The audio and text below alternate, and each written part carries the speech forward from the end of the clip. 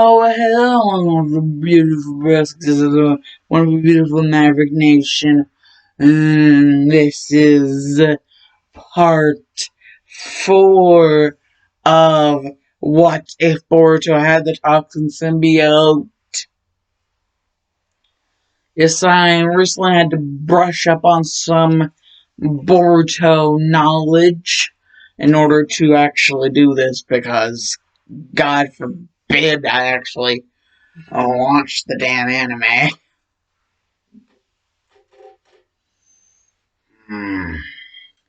As far in as I'm trying to go, because I really don't know how far the whole Shinichia thing takes everything.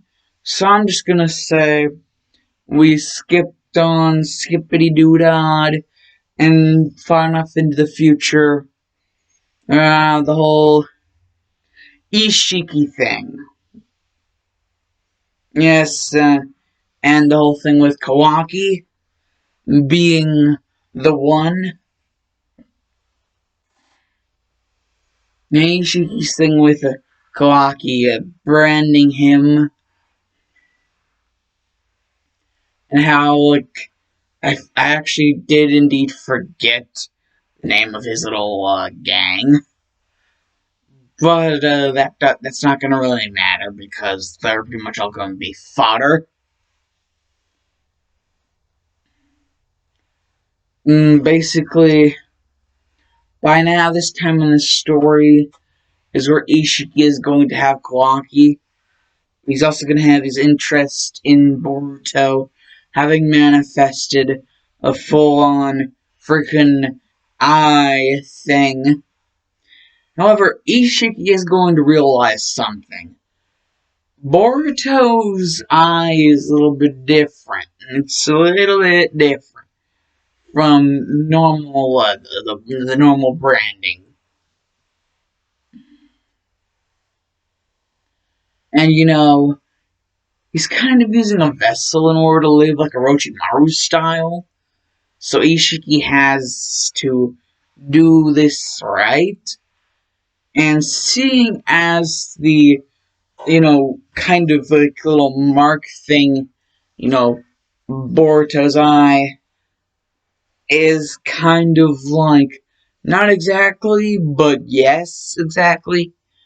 Like, Ishiki can tell that it is, but that, well, the problem is, you can also tell that it isn't. Like, it is, but it isn't. You can probably tell that this is due to Momoshiki, the fact that it is, but the fact that it isn't as well, that's the part that puzzles Ishiki. And you guys are probably wondering why I'm just, like, gun-hoing it just so fast. Like, normally I'll be talking for quite some time. Well, I don't know how long this part is going to be, so that's why I'm kind of gun-hoing it into the thing. Kawaki's still there to be Ishiki's little pet, or whatever destiny he had for Kawaki. I do know it had something to do with the whole, like, branding thing. Whatever Ishiki was trying to do, like, with the whole mark. And he was surprised that Boruto had it in his eye. However, he's going to be surprised also about the fact that even though it is, it isn't, Like, he can tell that the reason why it's there is probably because Momoshiki, because, things. Ishiki's like, oh, he's going to become a full Otsutsuki or whatever. And, this is around the time that Naruto and Sasuke are pummeling the shit out of him. And, Sasuke will be like, what is this guy? And, Naruto was just, like, having to go into this, like, new form in order to, like, finally, like, pin this guy down and, like, beat the shit out of him. Venom's kind of deterred from telling Sasuke, like, what's actually going on. Because he's afraid that if he does tell Sasuke, it might, like, jeopardize a lot of things. Because he can kind of sense what's going on with Ishiki, and what might actually be, like, speculation for. Like, if Ishiki were to figure out that it's, like, a symbiote Jugon, then things wouldn't be too good. Because Ishiki, first of all, has no idea what a symbiote is. And if he were to find out what a symbiote is, especially Boruto's symbiote, yeah, he would definitely try his damnedest to rip Toxin out, just so that he could get the full Otsutsuki and no interruptions or distractions. So that he could basically use Boruto and Kawaki for his own purposes. But Naruto and Sasuke at this point already have Kawaki somewhere else. Basically how I remember, like, his name being pronounced Kawaki. So basically, Kawaki is in the Leaf Village, Konohagakure. Yes, somewhere in Leaf Village. And, Ishiki's kind of pissed about that. He's like, you assholes. And Naruto's like, we're the assholes. No, you're the asshole. And Sasuke is just like, Venom, why won't you tell me what we need to know? And Venom is just still contemplating, like, the whole thing about what he would do, like, what he would try to do. Ishiki. Like, try to rip Toxin out. And then, eventually, Venom just gets so flustered and flabbergasted. He's just like, fine, but we need to get far away from this guy first. And so before, Ishiki can do any of that trap shit again,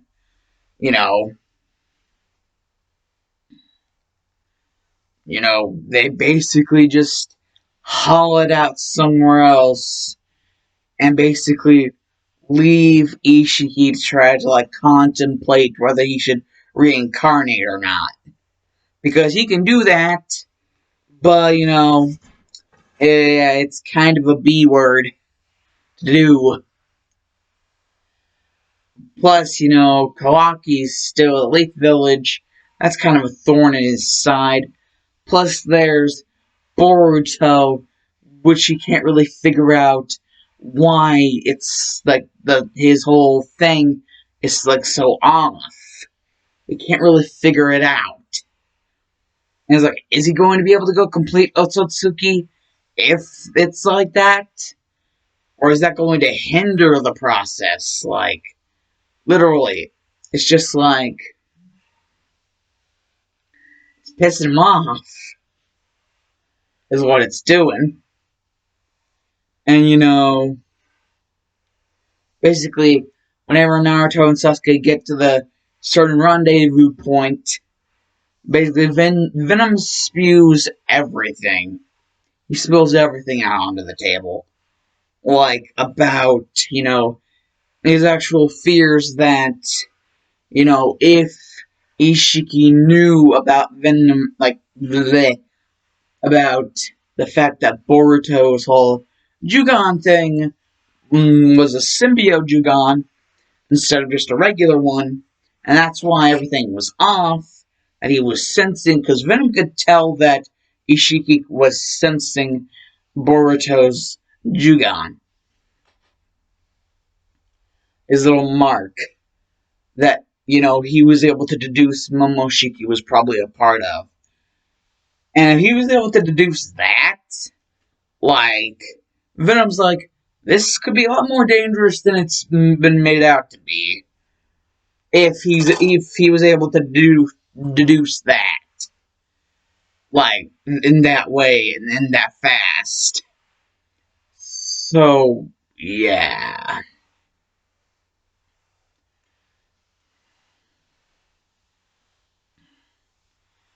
What exactly are we supposed to do, though?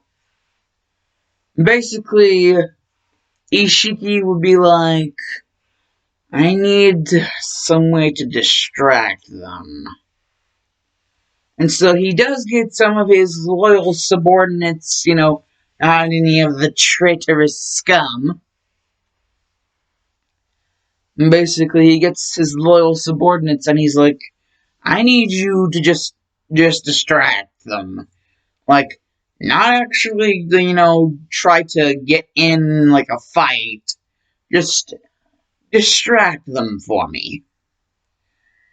And so basically, the others are just left to be the distraction. So that Naruto and Sasuke won't even be able to tell that Ishiki's gone. And where he's gone to. And the plan actually kind of works. So by the time Naruto and Sasuke are done with these guys, they're just like, ha ha, you freaking idiots. Ishiki's already gone, and he's probably at the village right now, and he's probably already found Kawaki and Boruto. And so, yeah. Naruto and Sasuke are not happy about that. Not happy about that at all. And so they just decide to use all their force with Sasuke's, Susanoo and freaking Naruto's cloak beast thing. And just, use a bunch of force to, like, break open the giant thing that they were sealed in. And, just break out of that shit. And, by the time they are able to break out of that shit, and, they rocket it over there to freaking Konohagakure. And, they rocketed over there. And, they're like, where the hell is freaking Boruto and Kawaki? Like, it's just like Sasuke with that extra urgency in his voice because of Venom. And Venom knows that this probably is not going to be good if, Ishiki gets his way. And, Naruto's also has like an urgency in his voice. But it's not enhanced by any symbiote. He just really cares about his son. And, Ishiki not getting his way. And, well, by the time this is all going on, basically, Ishiki has them both. He's like, Kawaki, you disappoint me. He's just like being a dick to Kawaki. And, he's like, but Boruto, I see with that eye of yours. It's not normal, though. It's not full Otsutsuki. Yes. Making the way there, but something is preventing the full-on transformation. Either that or it's altering it in such a way to where whenever the full-on transformation starts to begin, it will change the way it works. Tweak the Otsutsuki inside of your, the whole Jugon thing. So basically, Ishiki is basically saying, I think I've kind of figured it out. Something inside of your little eye thing is like trying to tweak the Otsutsuki transformation. And, I'm not going to have that. So, whatever it is inside of you, first of all, I'm going to figure out what the hell it is. And second of all, I'm going to rip it out. And Boruto's like, yeah, Nice try. You can't rip out a symbiote. There's nothing in the ninja world that can. And she's like, did you forget I'm an alien? And he's just like, I've been finding ways to do certain things that you normies aren't normally capable of. And he's just like removal of certain annoyances. And Boruto's like, oh no, that stuff around his hand, what is that? And Ishiki's just like, my condolences to Eddie Brock. I had to hook up with him and then make him cough up the answers while he was also coughing up blood. And, Boruto would be like, oh god, he got information from Eddie. And so Ishiki would just be like, he would just go straight into Boruto, and all of a sudden, Toxin would be like, what the? No, he can't actually be able to. No, Boruto, hang on. There's a way for you to hang on to me. Hey, do it now.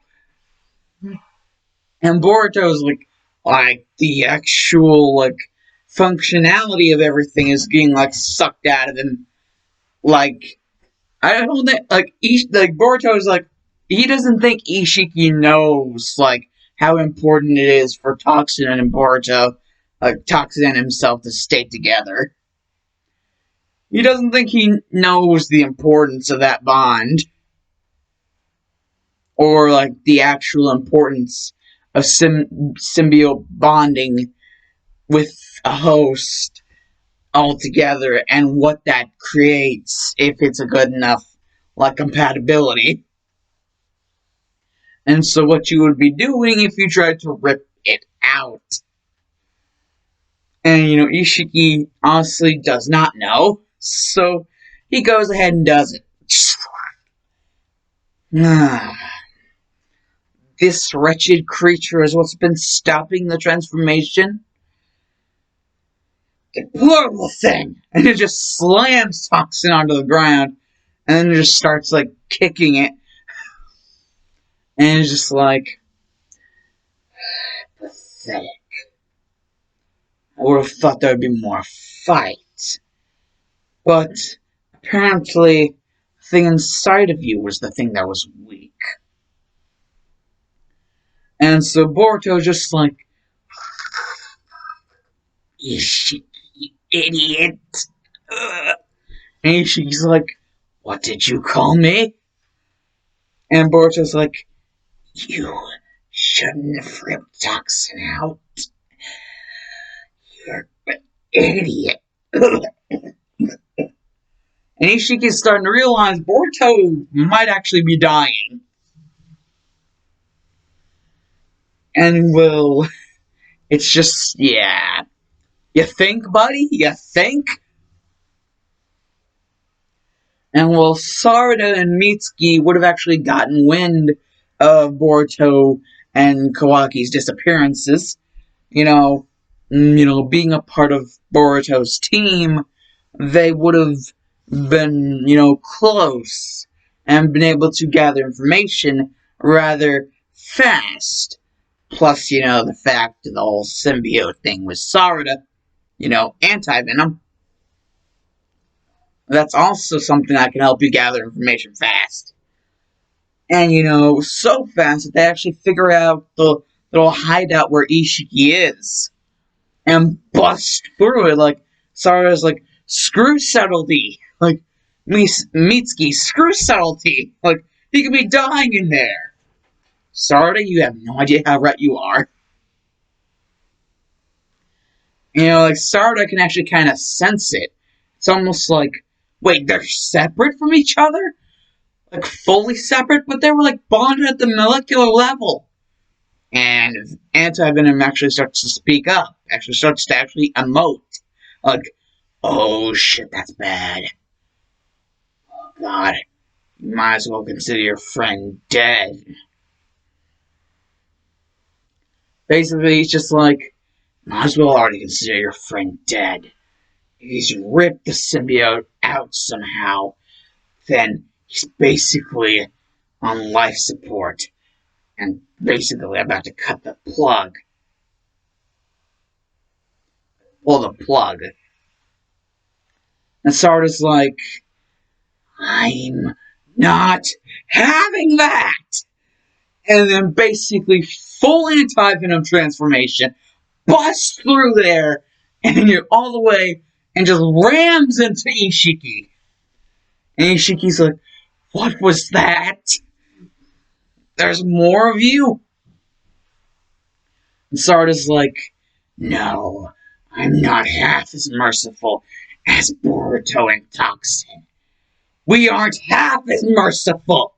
And just grabs Ishiki by the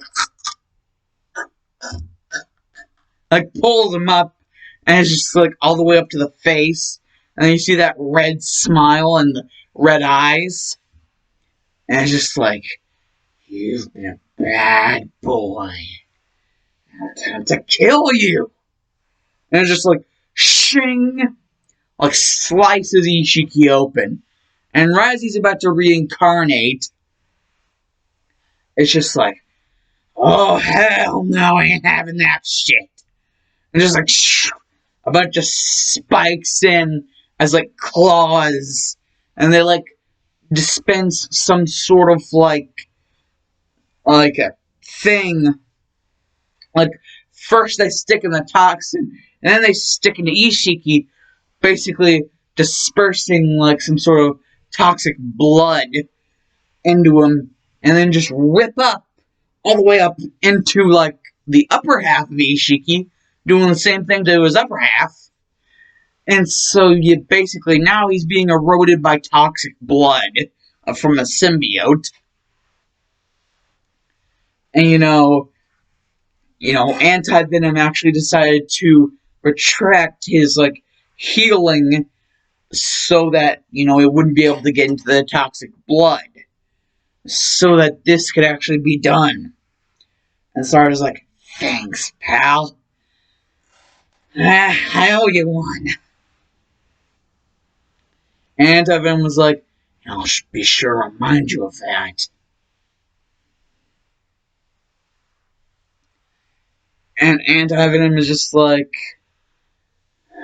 and Sarda are just like, now, let's end this. And they're just like, slashing away. And like hack and slash. Basically, the poison blood eroding away. And almost like as Ishiki's starting to fall, he's starting to fall into the wounded Toxin. And Toxin, like, wounded, there are like several gaping holes developing. And through the gaping holes, there's like all sorts of bad mojo shit. Just like eroding him away. And Ishiki's like, I need to... Why can't I? And then Toxin actually gives him a good reason why he can't reincarnate. Because right now, Toxin is starting to entangle him, and he's like, you killed my best friend. He was more than just a host. He was my best friend, my brother. And, he just actually punches him with actual force. And, straight across the entire thing. But stays attached to him the entire way. And, he just rams into Ishiki and just like chokehold, like Triple H chokehold slam. And just like, my eyes are going to be the last damn thing you see. You brother killer! Right into the core monster! We symbiotes aren't the monsters. You people like you are! And Ishiki's just like, I will not be the last thing you see. There are more of us. And, Toxin will just be like, Loving. I guess we're going to hell together.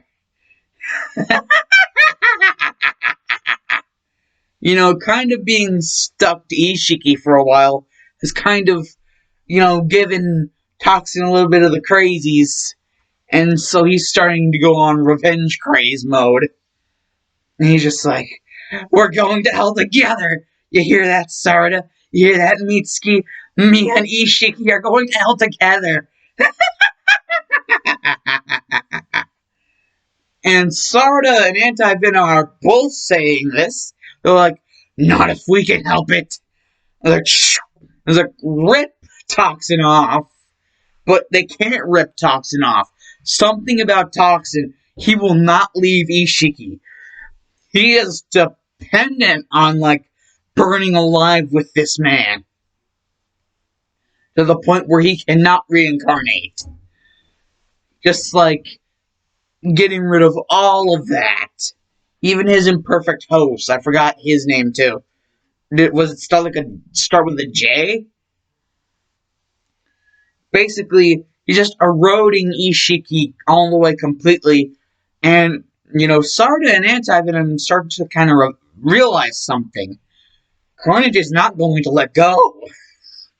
He is dead set on murdering Ishiki to the point where he cannot reincarnate. And if that means he has to die too, then so be it. He is going to kill him no matter what, even if it means he has to die too. Because to Toxin, this man just murdered his brother. He considered Boruto his brother. Not just his friend, friends, but also he considered him even to a point, his brother. And that's love you can't just replace or just put on a shelf. That is some tight love.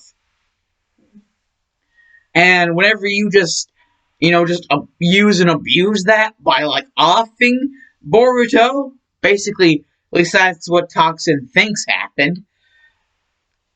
Toxin is he's gonna make him pay. Even if that means he has to die with him. So that's why he just keeps on repeating, we're going to hell together, Ishiki. You hear that? We're going to hell together. Because, if Ishiki's going to hell, which he's going to make sure he does, that means Toxin has to go to hell. And Toxin's fine with that. Technically, a lot of people already consider him a monster-like creature.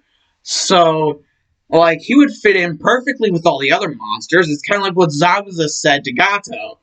It's I'll fit in perfectly with all the other monsters in hell, all the other creatures that down there. But you, Ishiki, no, I think you'll be pretty damn miserable. And I'm going to enjoy every second of it. Because those creatures won't be the only thing causing your misery. I'll be sure to stick down there with you all the way to the end, all the way to the 9 circles of hell, down into the Reaper's belly if I have to. Yeah, Toxin is pretty damn determined to just end it like this, if he has to. However, if it's anything that Toxin's picked up over the years, it's that, anything you would pick up from your host, like a familiarity. And, Sarda's little familiarity, one of the first ones that was picked up, that Anti-Venom was able to hold on to, chakra signatures. And that's the thing with Toneri. That was also one of the first things, if not the first thing. Chakra signatures.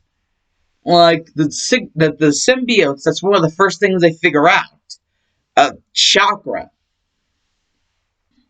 They're not used to it, but they can pick it up pretty fast. That's one of the first things that they actually can pick up. Is chakra signatures, and just chakra in general.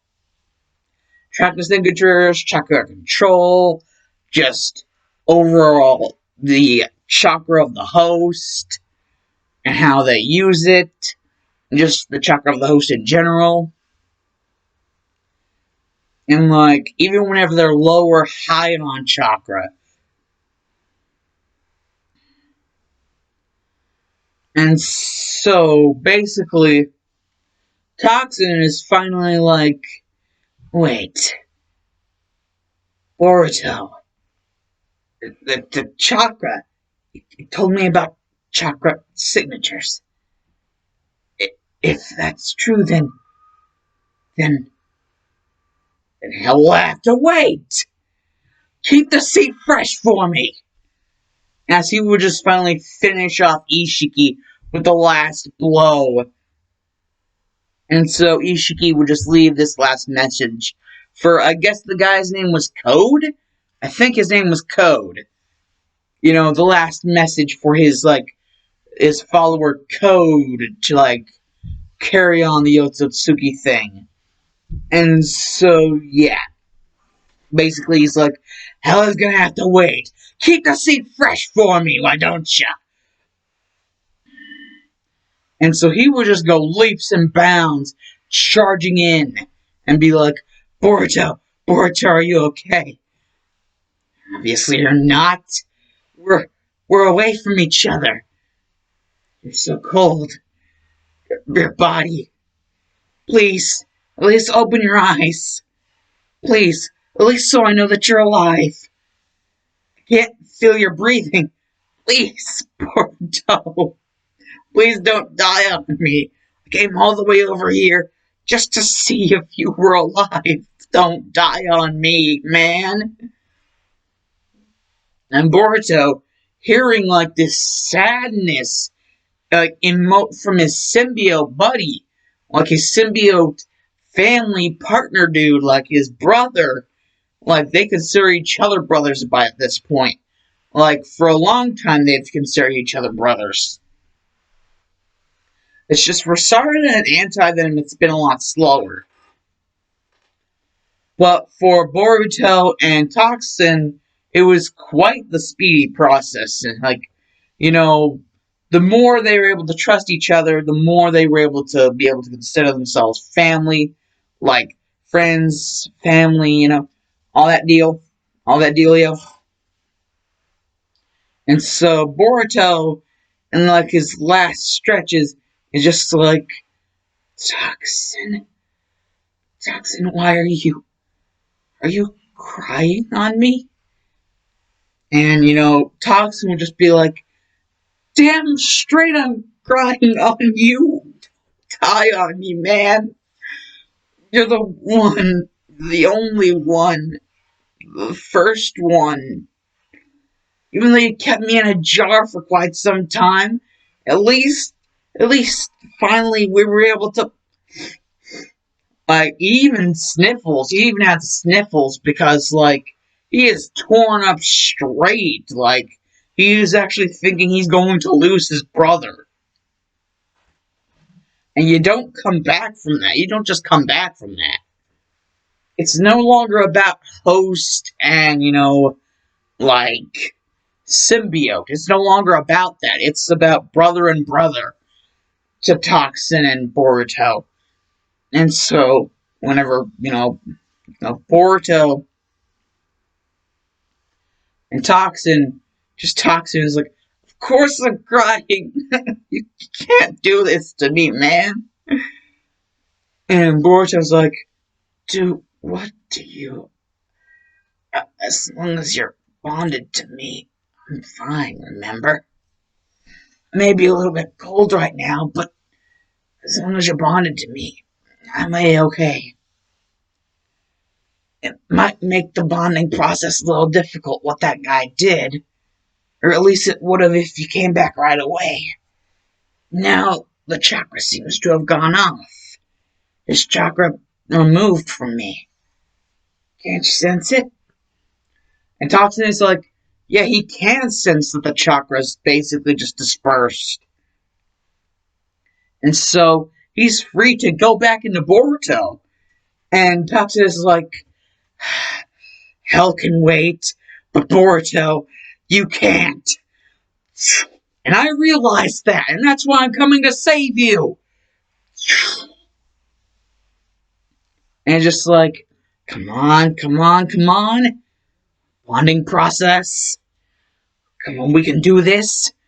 We can, like, find a way to rebond.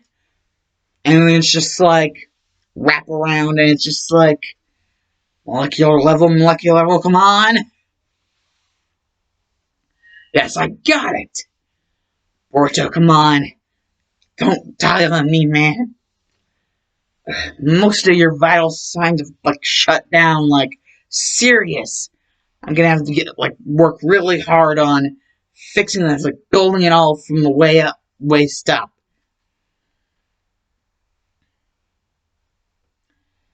So, what am I supposed to do? Where am I supposed to go at first? I'm so frustrated. He's like banging on his own head. He's like frustrated, like he doesn't know what to do. Like all of Boruto's like whole things are just like systems are like shutting down. And well, Naruto and Sasuke finally get over to the area, and they're just like, "What the hell, Boruto?" Like, Naruto's just like, "Boruto," and Sasuke's like, "From the looks of it, he's been dead for a while." And Naruto's like, "No, Toxin's there, though he was gone for a while. That's why it seems like he's been dead. Boruto's been holding on, though. I can sense it. He was holding on for Toxin. Wait, he was..." And Sasuke just finishes the sentence, "holding on for his brother." That's the way that their relationship is. They don't just consider themselves host and symbiote. It's like a brotherly relationship to them now. So he was holding on for the one he called brother. Whether it was deep inside his mind or out loud, he considered him his brother. So he was going to hold out for him no matter what. That's Boruto's main objective here after being parted from Toxin. I don't know how Ishiki was able to do it, but, you know, I'm just glad that he was able to survive for this long. Even if he was just hanging on by a thread. And Naruto's like, no, that's not good enough. He shouldn't just have to survive. He should be able to live. Live, damn it! And he would just be like, wham, with like one of his chakra paws. And Kurama would be like, Naruto, wait! And be like, Naruto's like hand would go straight through all the way into the opening. And he would realize that there was an opening to begin with, all the way into his chest. Yeah, he was actually bleeding out was the problem. Boruto was like bleeding out, so he couldn't get that many resources over to Toxin so that he could help fix to his body. Like, he was bleeding out and fast. And Naruto sees this and he's like, Toxin, I hope you're not afraid of this. Because, truly, I think you can sense it too. I have no ill intent towards you. This is only to help you. It may hurt for a little bit, but trust me, I don't harbor any ill will. And Sasuke and Venom, they're both of them are like, wait, what? And Sasuke's like, Naruto, what are you doing? And Venom actually starts to catch on. He's like, Toxin, you lucky son of a... It's just like, my grandson's so damn lucky. And Sasuke's like, what is going on, Venom? And Venom's like, look and see it for yourself. Aren't those eyes supposed to be special for something? And Sasuke's like, what the hell are you doing, Naruto? And then he just sees, no. And Naruto's like, yeah, it may be tough, but I was even able to calm down the tougher half of Kurama. So, My son should have no problem with this. Besides, Mr. Tuffy has known me for a lot longer than the nicer half, so I think a split like this, it should be easy. Kurama, whenever you come over, Boruto, he's my son, so, and I think you already know that, but that's just the thing. There's more to him than just him now. He has a brother, and so I hope you can accept him too. I know you can be a grumpy pants at times, but I at least hope you'd be able to accept them. And so he would just form the 8 tetragram seal, and he'd be like,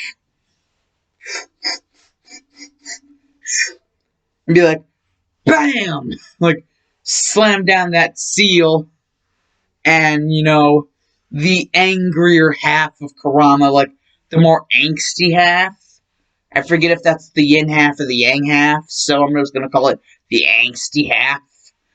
Like, the more angsty half of Kurama gets actually sent into Boruto. Because, Naruto's at least thinking, with all the time they spent together, it shouldn't be that hard, Plus, Boruto was able to bond with a literal freaking alien from another dimension. So, I mean, it can't be that hard. Plus, Kurama, even his angsty half has shown that he's a big softy inside. You just have to get around to the right side of the Kurama. And so, like, the not as angsty half of Kurama is inside of Naruto now.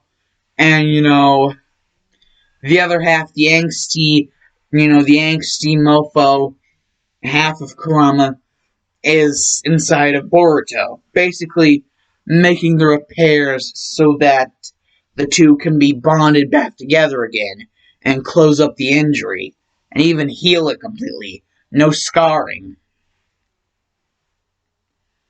And, this just be like, what? Someone else is in here with me?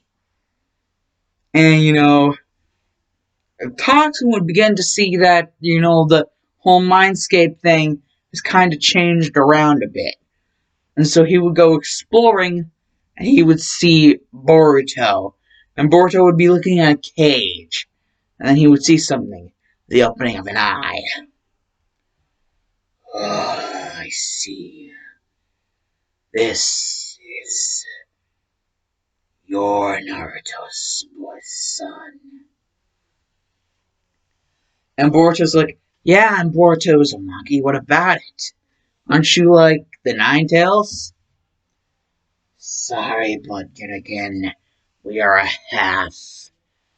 However, Naruto boy, he saw it, that it was the only true way to fix how much damage Ishiki has done. And I bet now, whenever you're truly awake, you're going to want to go after the messenger of this resurgence that Ishiki is hoping on creating. Finishing his plan. Either that or restarting a new one. And Toxin is like, well, as long as Furball over there isn't having a problem with it. And, the Night Tails just be like, I have a problem with you calling me Furball. Toxin is just like, sorry, Kurama. I hear you're one of the halves of Kurama. I'll just call you Kurama for short, is that too bad? It's still your name. And Kurama would be like, Kurama's fine. Toxin. And Boruto's like, and don't forget, Boruto. And so the three of them, the cage would kind of, cheese or no cheese? On the cheeseburger.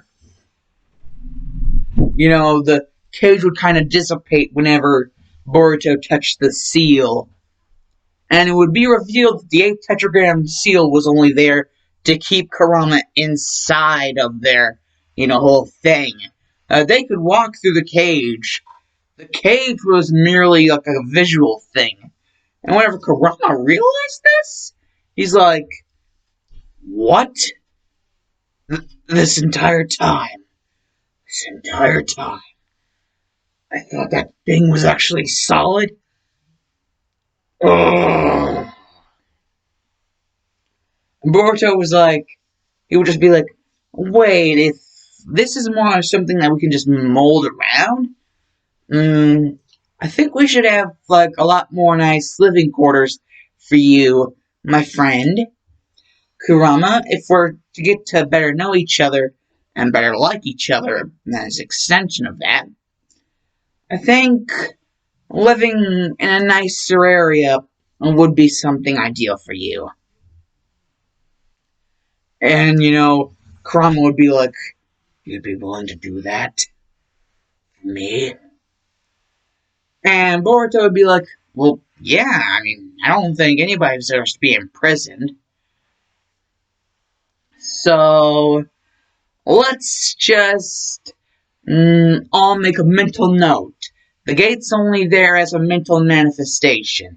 You can come and go as you please, Kurama. And Kurama's like, noted. And Toxin's like, so really it's just like a door that you just go through, like a toothbrush door. Toothbrush door. I'm glad to be back with you, brother. Even if that means I have to share space. And Boruto's like, well, if adding one half of the Nine Tails, Kurama, was the only way Dad thought that it would really help me stay alive, as I think I was actually losing blood. And Toxin would be like, wait, that's the reason I wasn't able to get to you right away? You were losing blood? Oh man, whenever I'm scared, I can really lose oversight on things. And Kurama would be like, oh, you were scared back then? What about me? And Toxin's like, are you kidding? I'm an alien from another dimension. Buddy, you're the least of our worries. Plus, we all know you're just a big softy inside. You're just a big angsty softy. Angsty softy. Toxin would just chuckle to himself. And, Kurama would be like, he's not really wrong. I am the more, hostile half of the Nine Tails. Well, at first, but then Naruto boy came along and started maneuvering things around. More getting me out of my shell, I guess you could say. And that's whenever we formed our bond. And, Boruto would be like, kinda already know all this, and by extension, Toxin does. So, really, less talky, more fixy. And Kurama would be like, wait, what, now? And Boruto would be like, of course, I mean, I wouldn't want you to be uncomfortable where you are. I'm thinking more,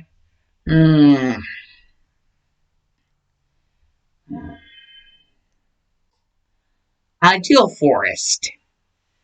Toxin's like, oh, ideal.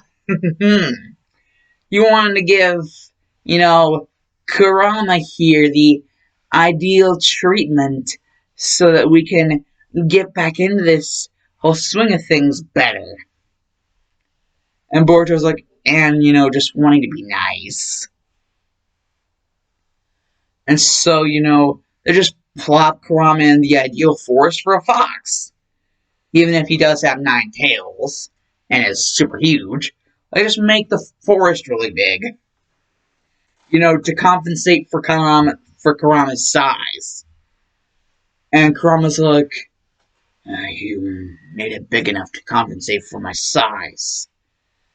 So really, this is an ideal forest. And it seems like a habitat that would strictly be foxes. I can pretty much... Should I be able to eat these berries? And Boruto's like, it's called the ideal forest for a reason. Ideal for my little fox buddy. And, Boruto would just slide down one of the branches, putting weight on it and, bringing the berries down to Kurama, because he's laying down right now. And he's just like, oh, well, isn't that nice of you? And he'd just be like, pick one, hum. And he's just like, oh, God, what is this? Berries don't usually taste like. And Toxin's like, chocolate, I know. I guess that's something we were just craving after that extreme of an encounter. Now all we have to do is wait till we're back to stat, and then we hunt down the rest of their little club, making sure that none of that shit ever happens. And Kurama's like, ideal. Absolutely ideal. Plus, maybe a little mission like that. It would have to be special requests from your father, Boruto, seeing as he is the 7th Hokage. And that would mean the rest of your friends would be able to go with you, and Toxin and myself. And, well, the news is made that Boruto is now, half of, the nine-tailed fox, sealed. But then everybody's like, yeah, well, Naruto is, and, was, and things. But he, makes the best Hokage ever. So he's, the best Hokage ever. And, they're just, so can't really, argue with that logic. So, yeah, they're not really going to be that mean to Boruto. And, just, whenever Boruto gets back up to stat, and he sees out of the window Sarada and Mitsuki. And even Kawaki, or whatever the frick, Kawaki, I think his name was Kawaki.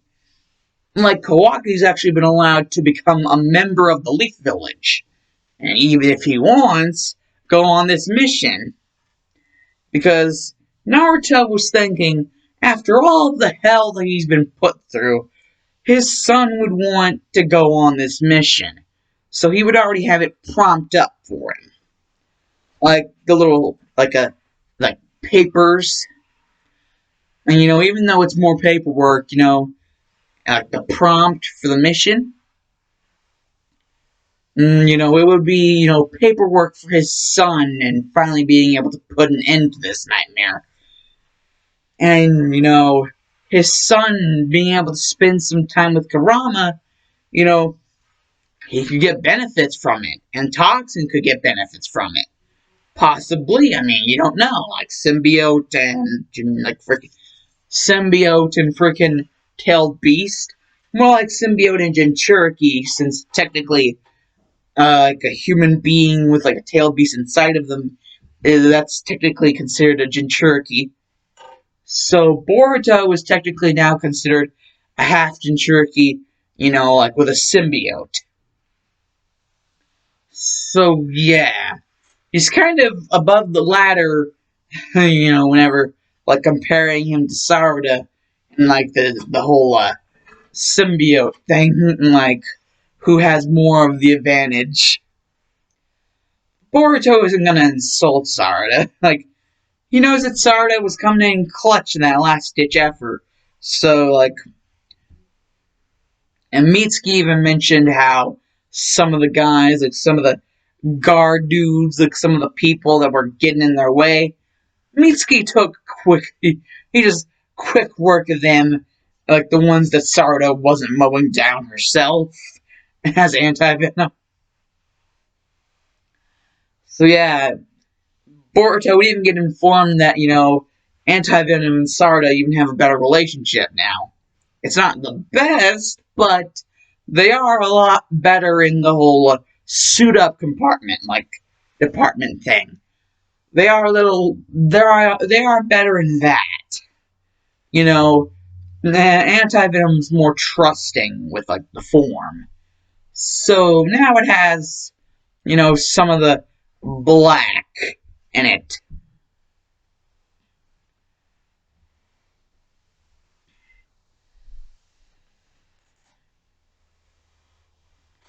And like for example, where Godzilla would have like his, I don't know if he has like a 4-pack, a 6-pack, an 8-pack, like the inner side like would be like where the black was, and then some extra black as like a symbol on the head, like a symbol of Konoha. So like even whenever not wearing a headband, she has a symbol of Konoha branded on her head whenever she's in symbiote mode. And Sarda actually kind of likes that little addition. Anti-Venom's like, least I could do. After all, we are kind of getting a little bit of a better understanding. So I thought it would be a nice present. After getting out, getting rid of all of this, we could make that branding permanent. And Sarda would be like, I'd like that. I'd actually really like that. And this inner, like, side, like, black body tissue does indeed seem helpful for whenever we're going full force. Yes, and everything seems to be a little more fine-tuned and, toned with my body. You've been working out a lot, to fix this new design. And,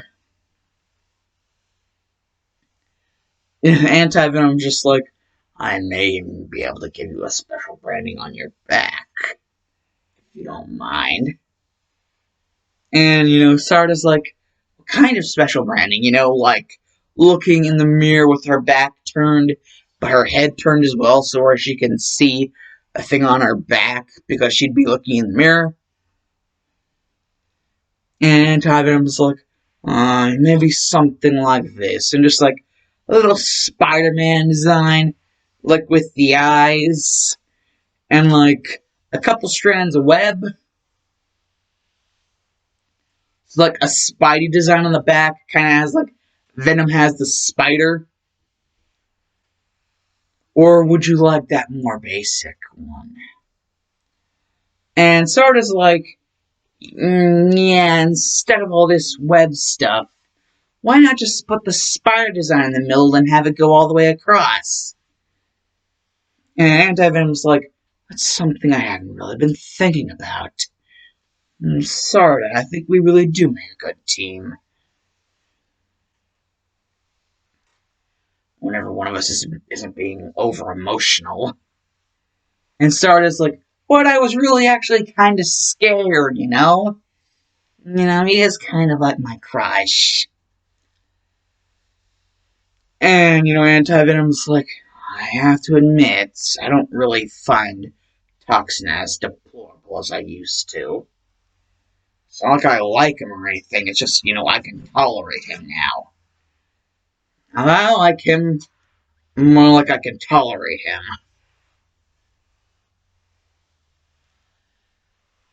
And Sarda would just be like, well, you can't spell Toxin without a T.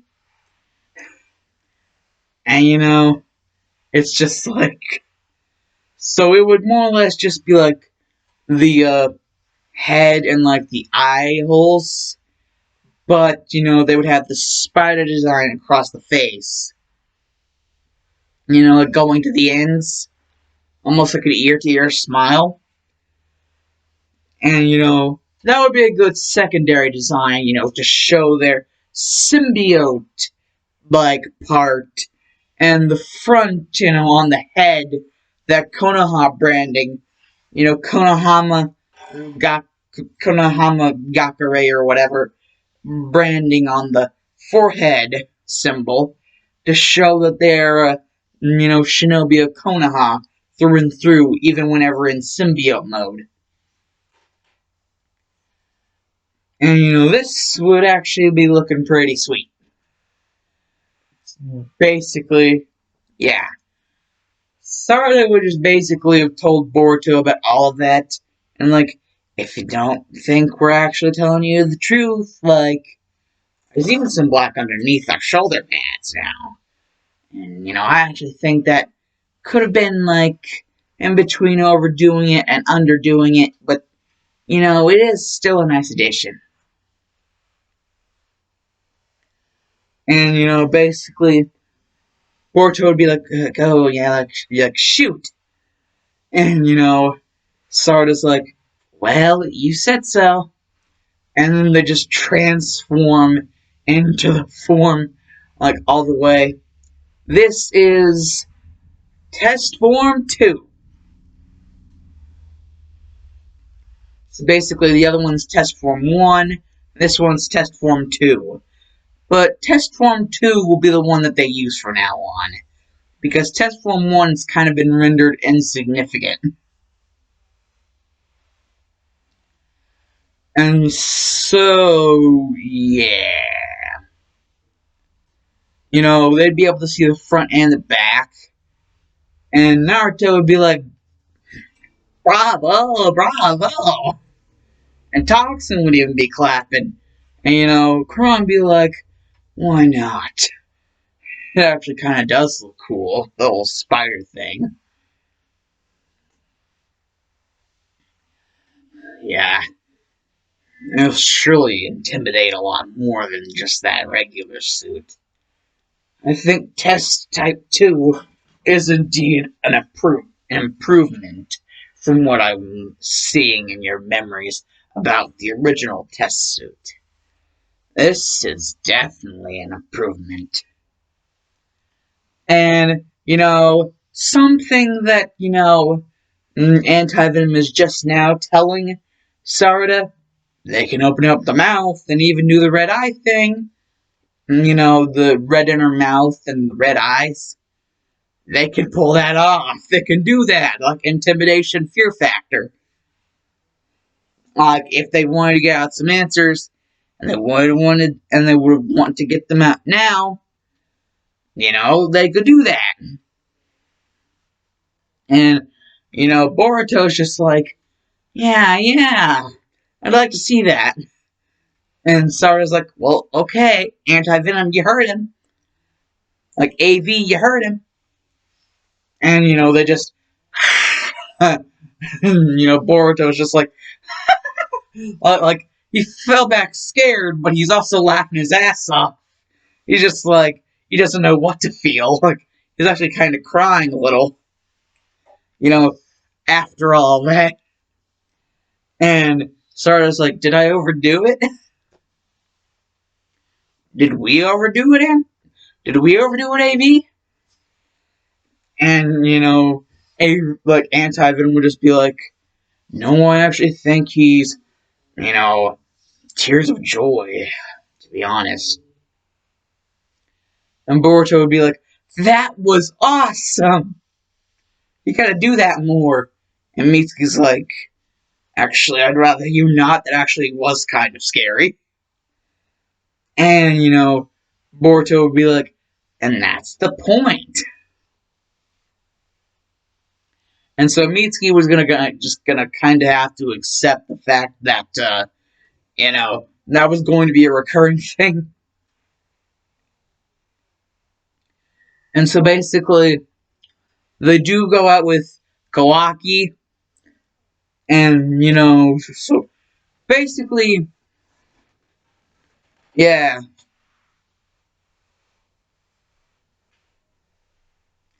And since Kawaki was able to go out as an extra member of the team, Shikadai would be thinking, it's been a while since I've actually hung out with my friend. Out of any friends I do have in this village. And then Metal Lee would just be coming around. He'd be like, so, now that things have been settled, what do you think about a possible opportunity as a second unit? And, Shigeta would be like, well, if that would be able to get them signed on, you know, as a part of Kawaki's whole thing, because Boruto already has his own team. And so they could make their own second unit team with Kawaki and, basically be able to protect him unless Kawaki actually wanted to do some stuff himself. And basically through this, Kawaki would be like, yeah, I actually kind of would like that. Something that I would like. Shikadai, Nara, like Shikadai Nara, and Metal Lee, will you be my teammates, please? And, they would both say, yeah, like, let's do this. And so Naruto wouldn't have to fill more paperwork, but, it's just a little bit more. And so basically 2 units now are going in to basically suffocate like a stranglehold. Like put a good old stranglehold, like strangulate the enemy forces. And just get rid of this entire, I think the name of the thing was Kara. It was like their team. But like just to like, and I think the name of the guy actually was Code. And they would be looking for the people, but they would also definitely be looking for Code. I mean, that's their mission objective above all. Like, squash this thing, like, along with, like, the other people. But number one objective is, Code. Get rid of Code. So that none of this shit ever happens again. And so, yeah, they would go in and, Kawaki's team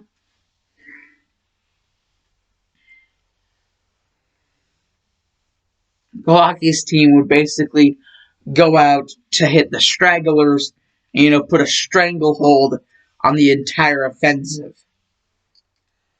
of, like, the other side. Just the more people that they take out, the more of a fighting chance that they stand. And, they can just plow through these guys. And, Shikadai has been doing some intense training of his own, so he can basically, like, excel at that shadow possession shit. Like, he can go even beyond, like, shadow strangle. He can just go up and, just do all sorts of shit with his shadow jutsu. And Kawaki's like, that's a good teammate to have. And Metal Lee would just go up there and he'd be like, yeah. And, Metal Lee would be able to hit up all the way up to the 3rd gate pretty damn easily. And, that's basically what they would actually need. They wouldn't need him to go up to the 4th gate, plus he can't even do that right now.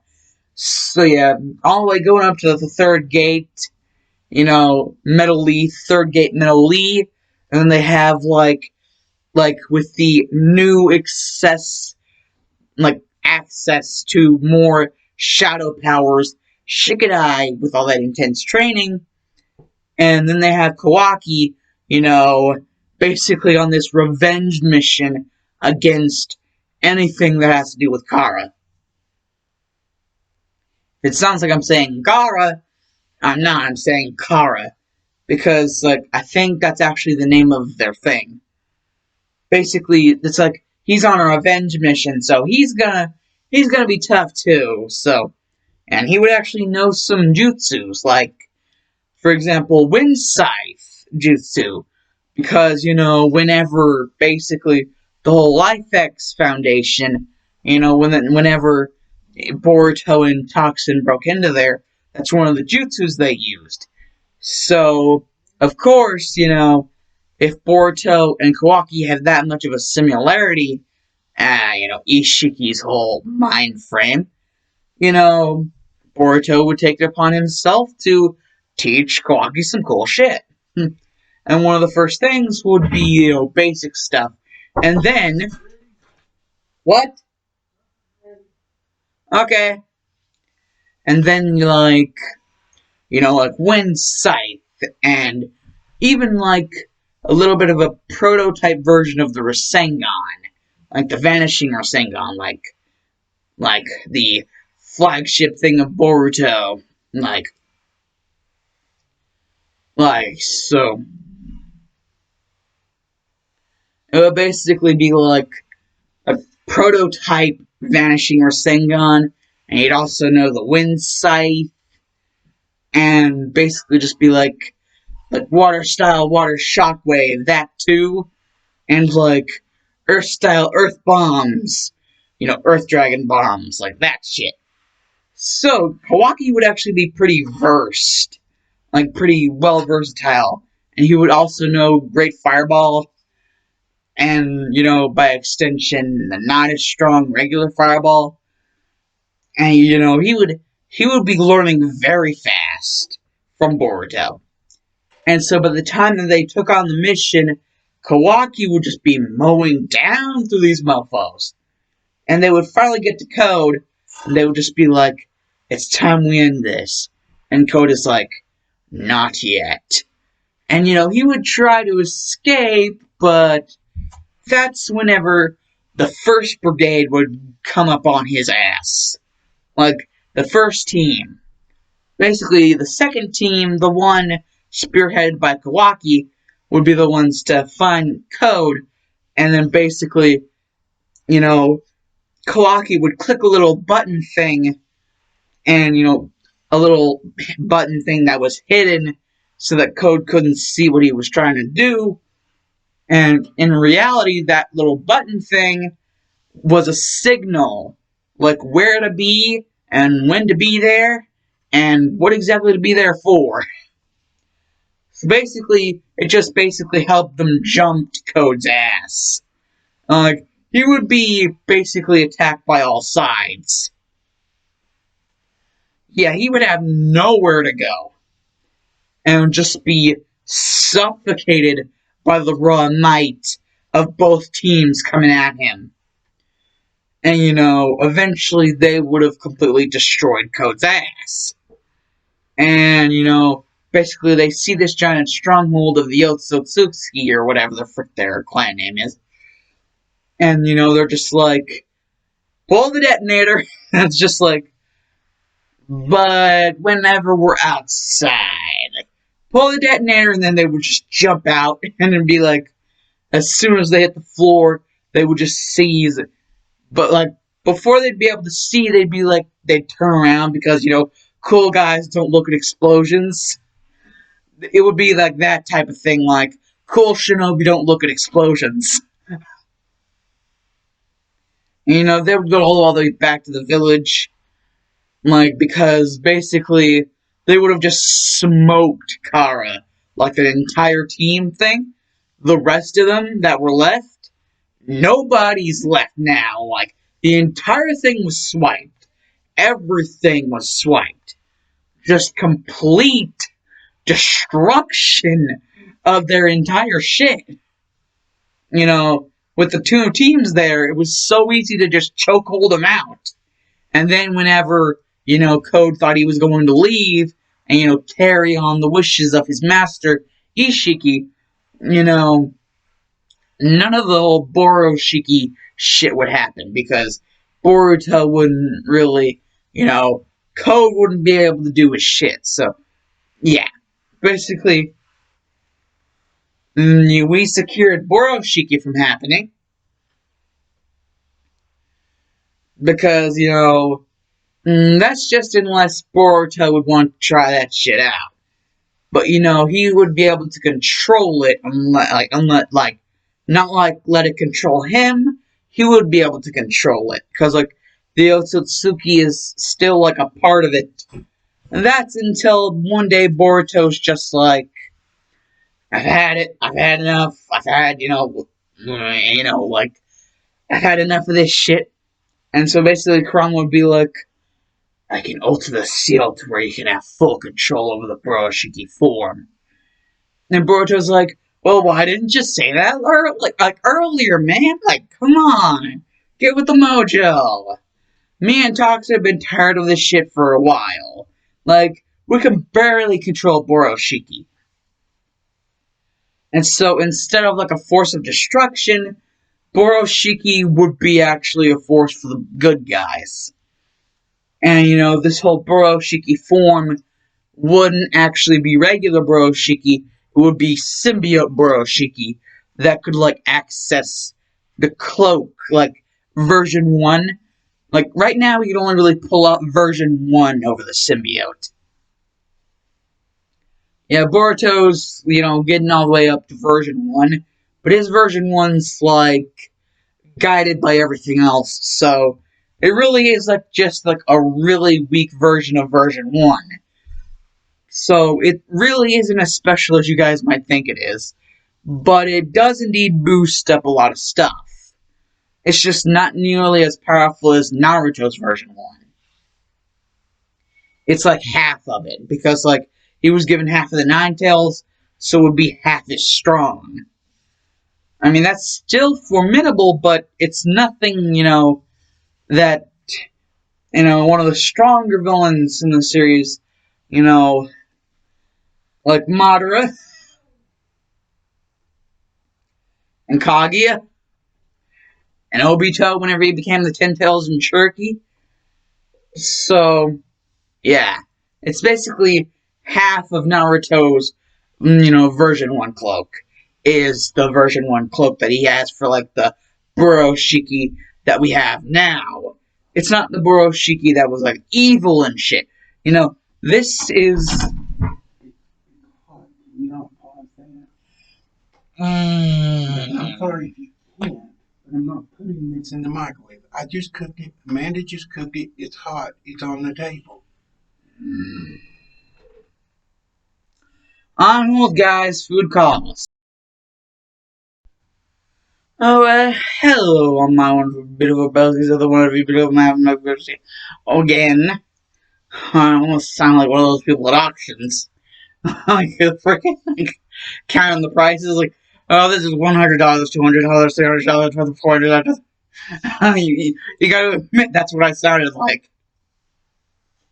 Anyways, now coming back from what I was saying before, basically, you had the whole stranglehold that having two different units, one coming up straight at you, and the other coming from behind at the press of a trick button. That's basically what Kawaii or whatever the frick his name is.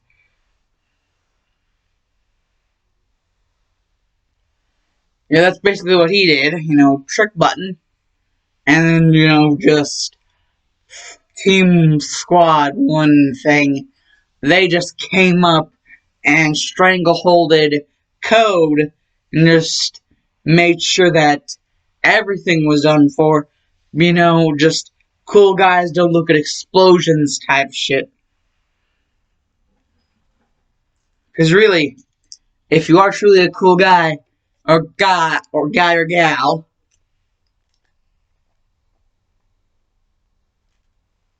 no discrimination within the, Maverick Nation.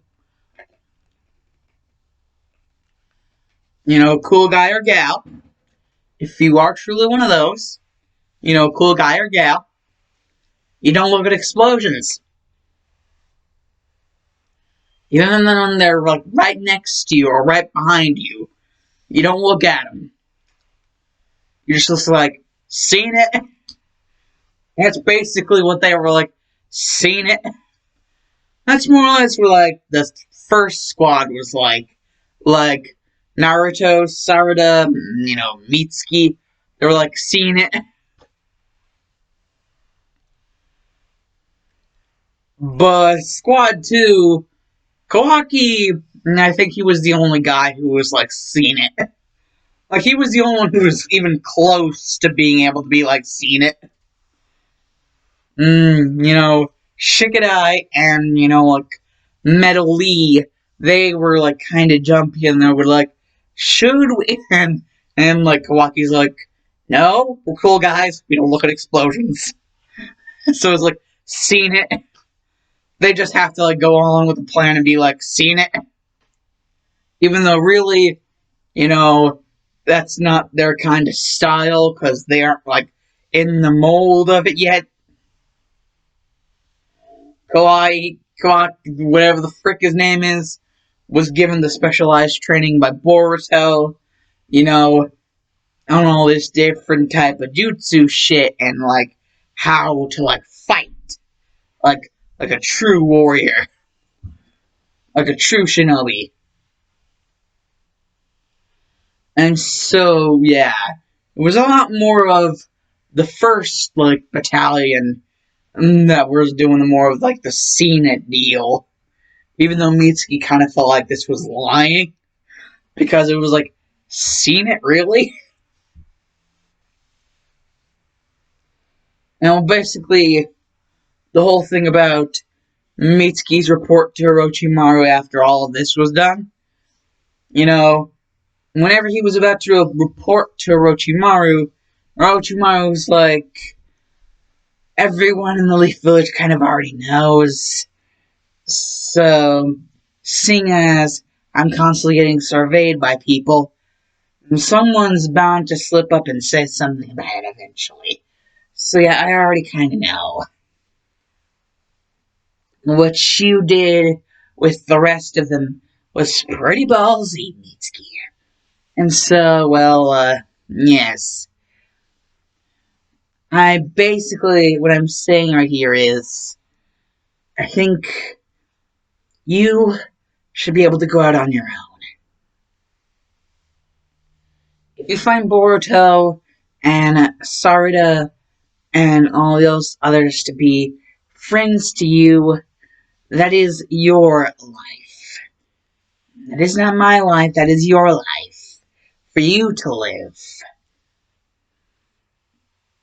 I literally spent 20 years devising a plan to defeat to basically end the Leaf Village, and was only able to kill their third Kage. I lost my arms in the process. Though I was able to regain them, I did indeed lose them for quite some time.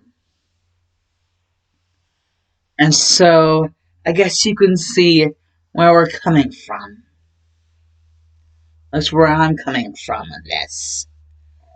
It's your life to live, no one else's. Go do what you feel is right. And Mitsuki's like, what I feel is right, eh? Well then, I would like to be able to be with them. They're my friends. They really are. I'm really glad everything you've taught me, but I really feel like I could learn more out there with them than I could just, enclosed here. And Orochimaru's like, and that's the answer I actually wanted to hear from you. Yes, it's not exactly like I'm trying to control you. I'm just saying. An answer like that tells me that you're growing, Mitsuki. Growing into a young man. An adult. Someone who could take care of themselves. So, I would no longer have to keep tabs on you. And you feed me back information constantly. You can live your own life. I entrust you with that. At least, that.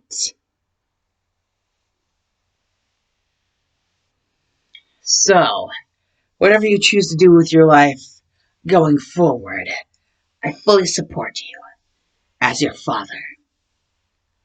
Mitsuki would just be like, I understand. Goodbye, father. Well, for now. And he'd just be like, and then Kabuto would just come out of the shadows and he'd be like, that boy sure is an interesting one.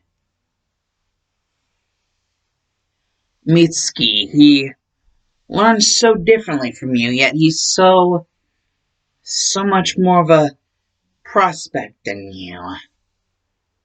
Of course, you yourself are known to be a prodigy among your peers. Yet, Mitsuki went separate from your path that you took and came out, I could almost even dare to say, even better. He took the road less traveled among our types of people, and by doing that, he gained so much more. Now, what do you think that says about you? What do you think that says about us in general? And Orochimaru's like, thinking about it, dwelling on the subject would only just bring up more unsavory things. Excuse me. Anyways, so why dwell on the past whenever there's so much future left for this world to give us? And Kabuto's like, even you're learning. I see.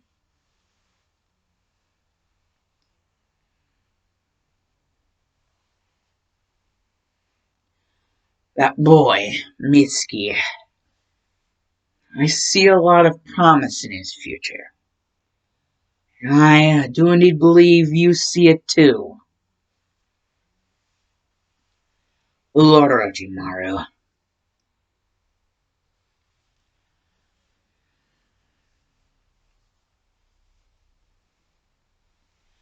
And so Mitsuki would return to the Leaf Village, giving everyone the good news that he is there to stay. Well, basically, for as long as he feels like he wants to stay. He has no intention of going rogue. No, don't get him wrong. He's like, he has no intention of going rogue. Not at all. But he wants to integrate himself as a Leaf Village citizen and be able to go out on these missions, not as, like, basically hook and laddered to the leash of being related to Orochimaru. What's that's done for him. That really hasn't done much good for him.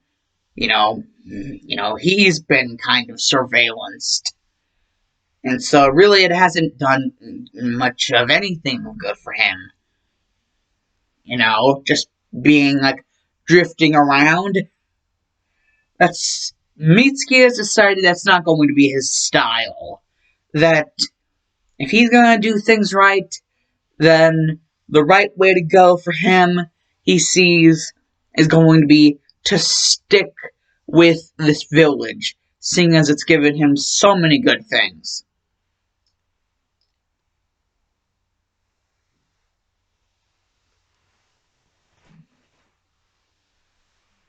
And, well, out of that, Boruto is happy that his friend is here to stay. Sarda's like, well, if Boruto's happy, I'm happy. And Kawaki, or whatever, I think his name was Kawaki. Kawaki would be like, welcome to the club. I've just been, basically officially instated into the Leaf Village as a citizen. Excuse me. And Mitsuki's like, same day? And Kawaki's like, yeah, same day. What a coinky dink. I think we should have a celebration because of this. It's like, we need to celebrate.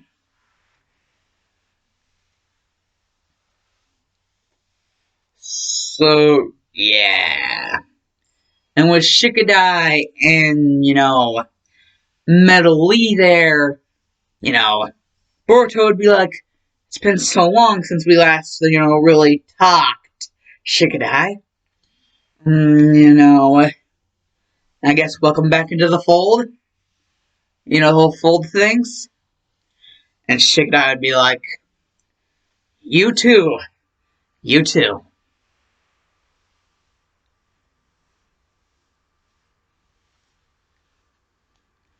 And well, basically, yes, everything with Metal Lee, he'd just be like, "Oh, this is going to be so cool! Celebration's gonna happen!"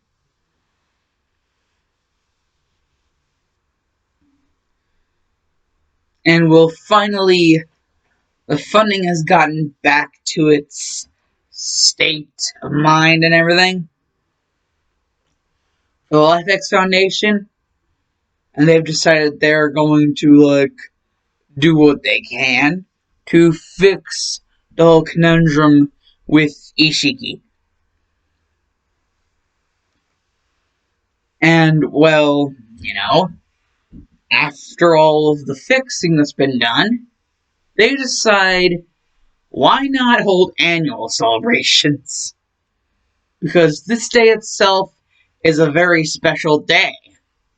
Not only have Kawaki and, Mitsuki officially assign themselves as members of the Leaf Village, so two newbies, and, well, beyond that, they just defeated a really bad guy and, just stranglehold all of his forces. And, the guy who was going to carry on his wishes basically took him out too. So, yeah, they prevented a big disaster from happening. With that, so yeah, with all this good that they've been doing, the LifeX Foundation considers, that this needs to be like an annual celebration day or something. Like a celebration of the defeat of, Kara. Because I really do indeed think I remember hearing it being Kara. Their little, gang. So yes, the annual defeat of Kara Day. The little celebration day. And well, Boruto likes the idea. Like, celebration, that sounds nice, Wink wink, nudge nudge. And, Sarada would be like, "Oh, who are you wink and nudge nudge to?"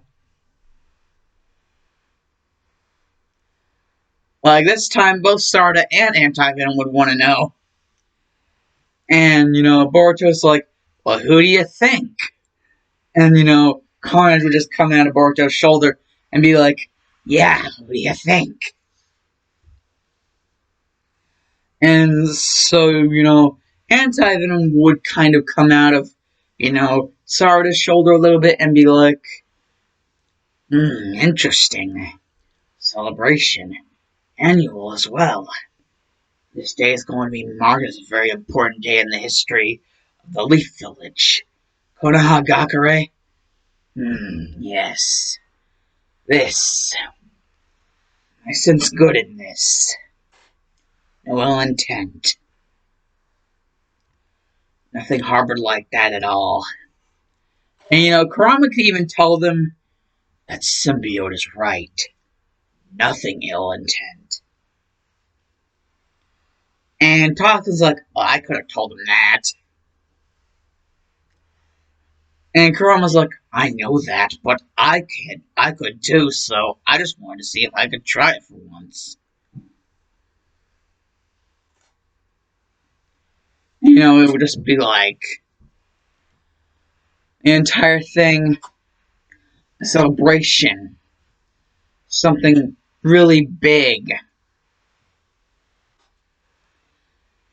Finally, as everything was getting into the full things, excuse moi,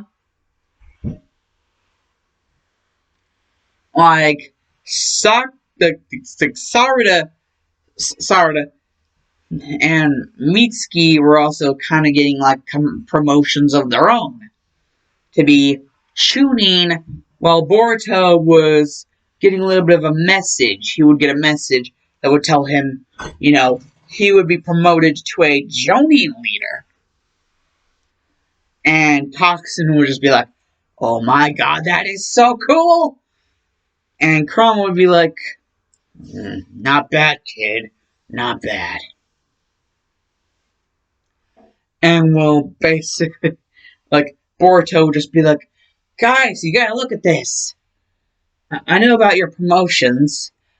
I've heard about it from hearsay. I heard about your promotions from hearsay.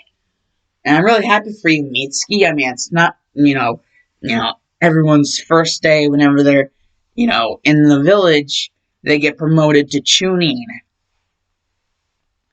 And Mitsuki's like, yeah, that was, kind of very shocking. He's just like, kind of very shocking. And Sarada's like, yeah, I had to kind of help Mitsuki cool down. Kawaki was also a very good help, too.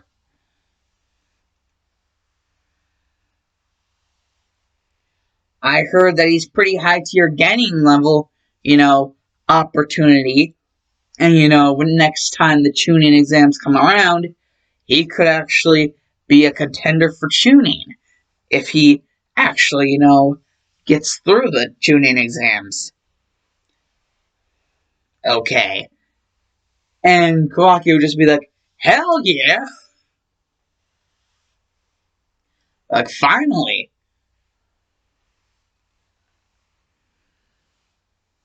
Oh, and yeah, I kind of can't mention it enough.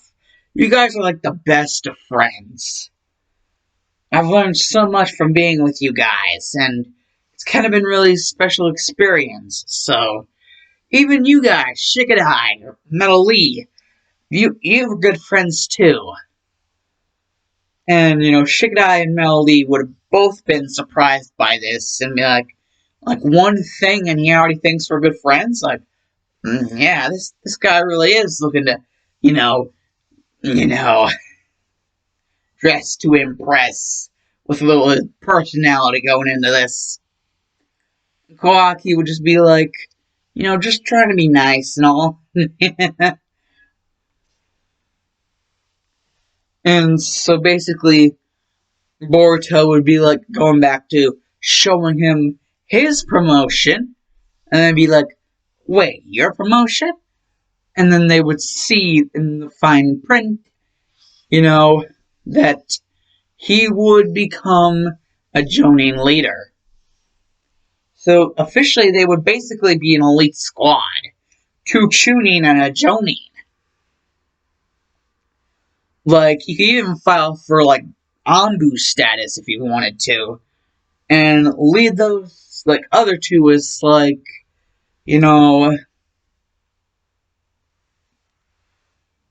like, specialty members. And, Boruto thought about it, and, the more he thought about it in those little headspace that he made, for Kurama and himself and Toxin, everybody seemed to find, a liking to this little headspace. And so, as he would think about it in his little headspace, he'd be like, Dad, sometimes you're way too good to me. And he'd just be like, I'll accept it. First thing in the morning, go up to Dad's office and accept the terms. Tell them that I accept the terms. And, they would just be like, everybody would just be like, Kawaki, I think, would be the only one who wouldn't be surprised by Boruto actually accepting the terms. They would all just be like, besides Kawaki, they would all just be like, what? But Shikadai would be like, I'm proud of you, man. And, it would kind of, bring a little tear to his eye that he would want to wipe away. But Boruto would have caught that. And Maoli would just be like, oh, I am so happy for you with the power of youth. It's just like, yeah, Maoli. Power of youth indeed. And so, first thing in the morning, Boruto basically realizes, like he thought would happen. There's a note beyond the note that he was originally given. There's a note, like, from his dad that usually he's given. Like, notes just saying that, oh, I'm out, you know where I am. Like, now he's at least, like, telling Boruto where he's going to be. Like, acknowledging that Boruto might want to know these things. Or might be interested.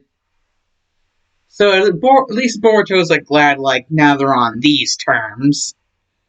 And Hinata's even glad about it, too, because now Boruto, doesn't have to be so, like, scrambled in the freaking head every time that, his father is just left out.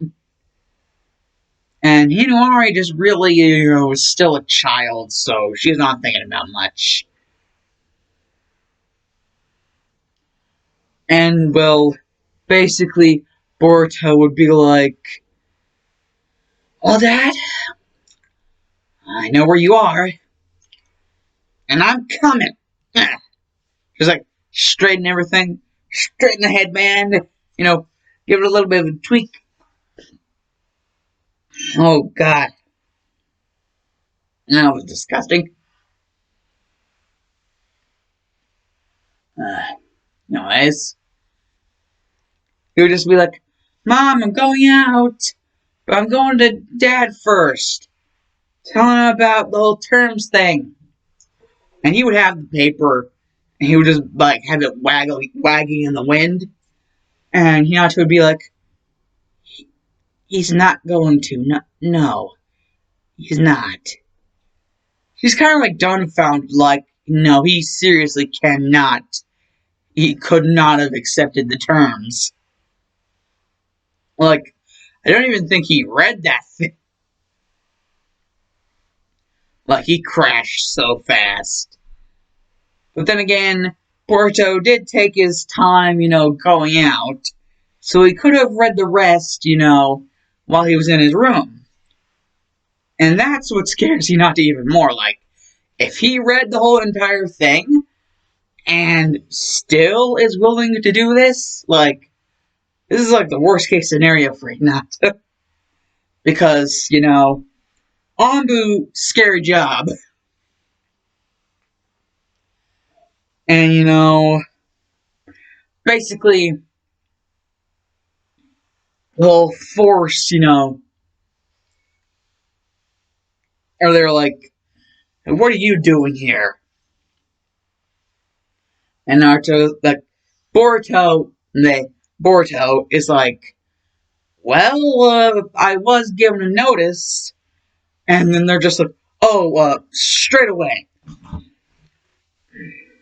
Boruto Uzumaki. Straight away. And like, straight this way.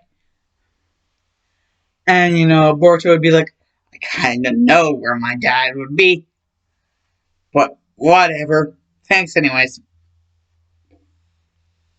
Excuse moi. Anyways, so, yeah.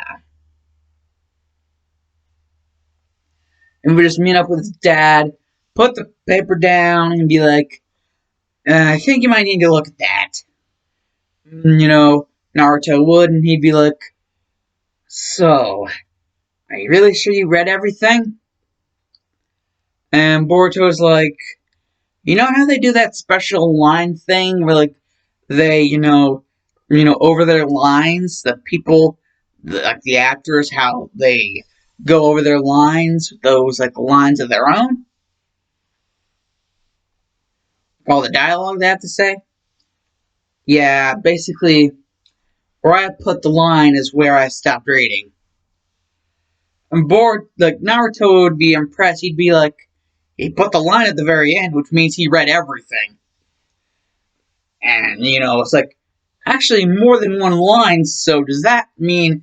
And Boruto would just be like, if you're thinking what I think you're thinking, then yes, I read over it more than once. Just to make sure that what was actually on the paper was actually really on the paper. And Naruto's like, and yet you still want to. Well, then I guess you would be interested in this. And well, the mask that Boruto would be given, like the Lambu mask, would be one, of a fox, because, nine-tailed fox. And, Boruto would actually kind of think, a little cheeky, a little bit of a cheeky thing.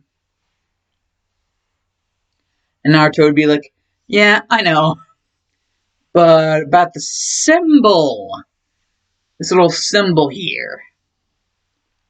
Of course, you got the Konagakure thing all dealt with, but in the way it's certainly branded, I think you would indeed notice a difference if you had a good keen eye on you, which I'm indeed sure by now you do. And Boruto would be like, yeah, it is, different. This is Captain style. And the markings are even different to represent Captain. So wait. And Naruto's like, yep. And Boruto's like, he's having to hold himself back from just yelling it. Like, I'm an Anbu captain. And Naruto's like, well, there have been Anbu captains at an earlier age than you. Back in the older days.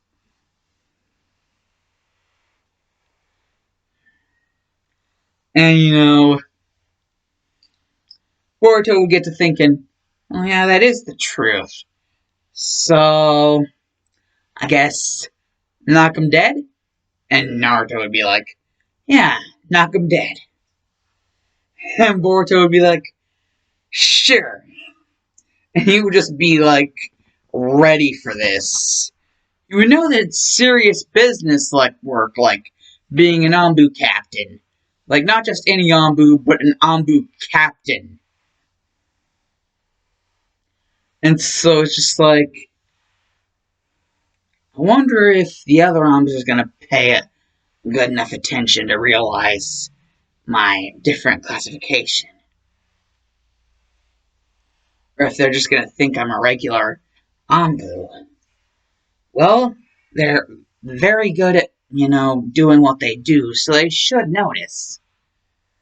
And so he would just go out and, where all the other Anbu, people are, scattered out through the village, he would see a couple Anbu people, and he would realize, oh yeah, I still have to pick up the thing.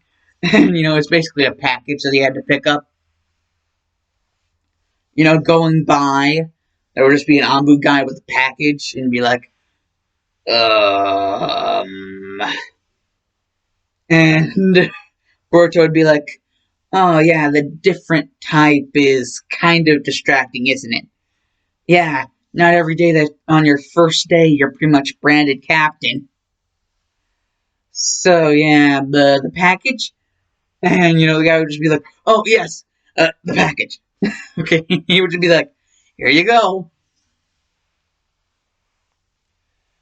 And, it would just be like, Naruto would, Boruto would just be like, okay, I know what I need to do.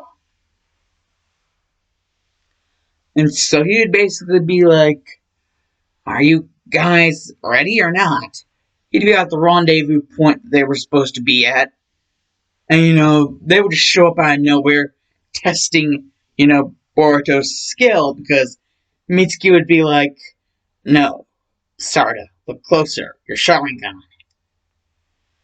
And, Sarda, at this time of getting, the Test 2 version, would indeed have developed a Mangekyo Sharingan. Yes, the symbiote would have affected her Sharingan to the point where she could get just a normal Mangekyo, no strings attached, like strings of bloodshed. No strings of bloodshed attached. Just normal Mangekyo. Just from, like, the advancement in the symbiote. And, like, all of the things in the past. And so, using her Mangekyo, which is, like, an off-brand design of Sasuke's Mangekyo, I'm gonna say, it would be... It's kind of like it would kind of look like an off-brand version of Sasuke's normal Mangekyo. Like, how they have normal Mangekyo and they go to the Eternal Mangekyo. Basically, Sarada's, like, normal and Eternal would look like off-brand versions of her father's normal and Eternal. Because I'm not just gonna, like, do Sarada dirty and say that she won't eventually get her own Eternal Mangekyo Sharingan. And so, yeah, she would have her Mangekyo Sharingan out, and it would be like, I see. And, you know, they would just swoop in, like, Mitsuki would be, like, letting her know that they need to do this good. Basically, they're looking to surprise Boruto.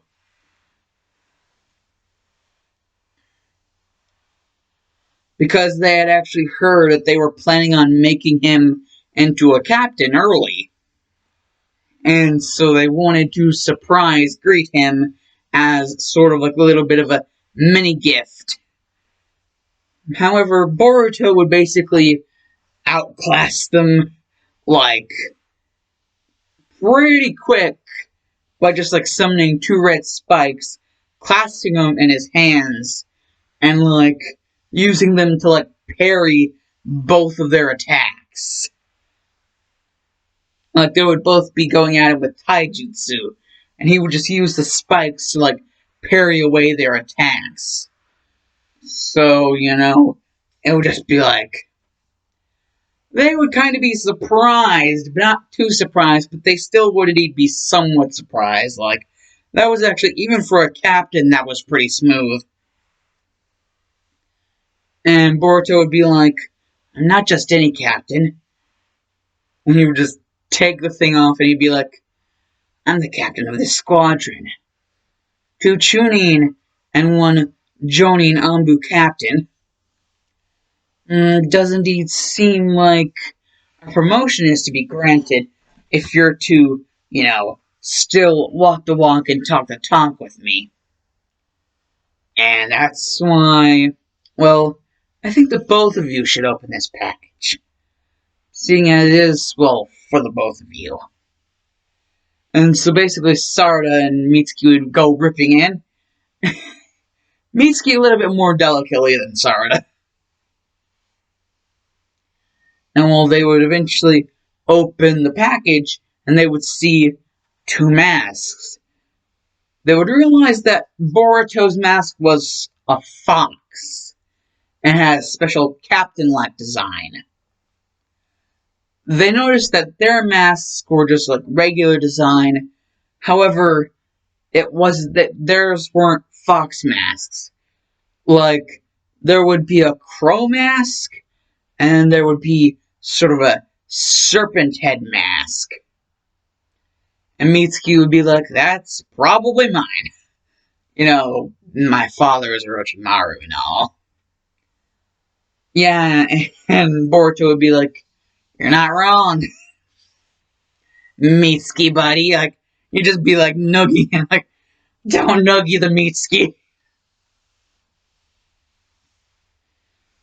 And so it'd be like, yeah, try them on. You know, like get them to fit. Like, you know, wearing them, like, giving them good wear and tear. You know, see how they fit. And Sarada would be like, okay, so this is how... Okay, I think I got it. And Mitsuki would be like, well, okay, let me just adjust a little bit. And I got mine. And, Boruto would just be like, put his on and be like, we look like a perfect team. Like, this is going to be great. It's just, we just have to keep our mind, body, and everything else focused on our missions now. They're going to be extra special now that we're, pretty much Ambu Squadron, Inferno Squad. Deal with the things that no one else deals with. And, basically, Sarda and Mitsuki would like second that notion, be like, yeah, deal with the things that no one else deals with. And Boruto's like, and I think our first calling is going to be coming up soon, In the meantime, you guys should stand guard over at certain, parts of the village. That are marked for, our squadron. And I know where my post is. You should be able to figure out, just from the signature coming off of the area, if the design doesn't already give you guys, a clue enough. And so Sarda and Mitsuki would find their respective posts, and Boruto would already know where his is, like, completely. Like, nonchalant, be able to sense it, like, masterclass all the way from the other side. To be like, yeah, I'm good, I'm good. I don't need any help. I don't need any help. And, just from their posts, they would be able to communicate with each other via radio, transmission, and all. And so they would basically know the state of everything with everybody else. And, eventually, a little itty bitty bird, almost like a messenger pigeon. One day, just like a little messenger pigeon would land, like, straight on, like, the little end of Boruto's post. And Boruto would just be like, this is my little guy. Mind if I have that? And the messenger pigeon would just give him the note. And he'd be like, well, just get a kunai and be like, shh, and just open the thing. And he'd be like, seems first ever squadron unit. Seems that we have a little bit of. Oh, that is concerning. I should radio in Sarda and Mitsuki. Sarda, Mitsuki, I need you guys. I need to make sure you're radioed in. And Sarda and Mitsuki would return back like, we're in. You received something? And Boruto would be like, our first ever mission, Inferno Squad style, has seemed to come upon us. And it isn't any just, regular lackey rogue ninja. This guy is dangerous. Or at least for the average Joe Ambu, but we have specialty, specialty powers at our side. I guess you could say, the powers that be. I'm already suiting up. How about you guys? And Mitsuki would actually be like, well, being on the post, there wasn't much going on around my area, so I got to tinkering, thinking that I could use some, engineering, a little something. And if this doesn't really work out, the first few tries, I'll just send it over to my friend who gave me the idea. I think you would know him. And Boruto's like, oh, he gave you the idea. What exactly is the idea? And Mitsuki's like, they're called Venom.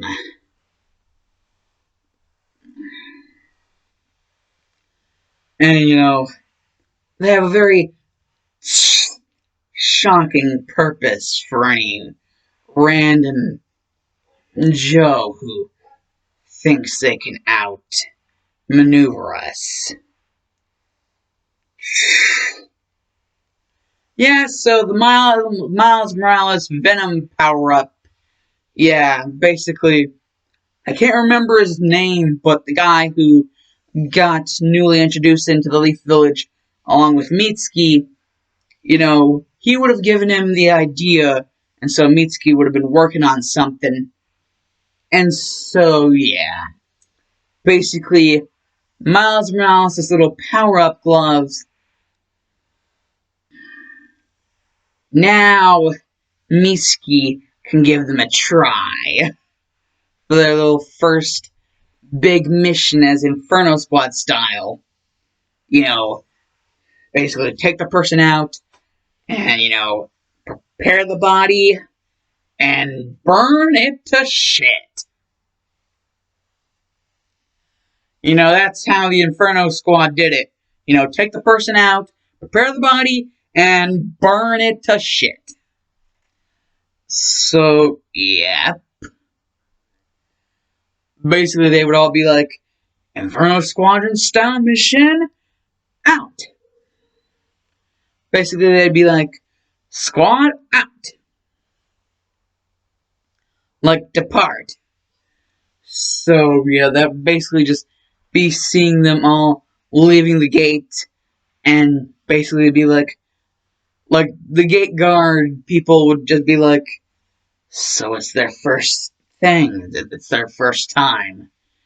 And if we've been hearing things straight, they'll be going after that guy. I don't exactly think they'd need much luck, though. I mean, if what we've been hearing is true, then these guys pretty much single-handedly got rid of the biggest problems Leaf Village has had to face to date. So, if anyone's gonna need luck, it's gonna be Mr. Rogue Ninja. And so, they would just be racing off, Boruto as the leader, and Sarada and Mitsuki as the basic, backup of this new Ambu freaking Inferno Squadron takedown. And that is indeed where I'm going to leave this shit off. Part 4, I believe? Yes, part 4. So now we can get on to doing other things. Even a possible redo of one of the what-ifs I left to, pretty much hang out to dry. So, yes, that is indeed interesting, an interesting prospect of the future. So, yes, indeed. I'm Doses, because the Dark Shadow Maverick is LUT out of here. Your boys, like, favorite, subscribe, and comment section, whatever. And I am out.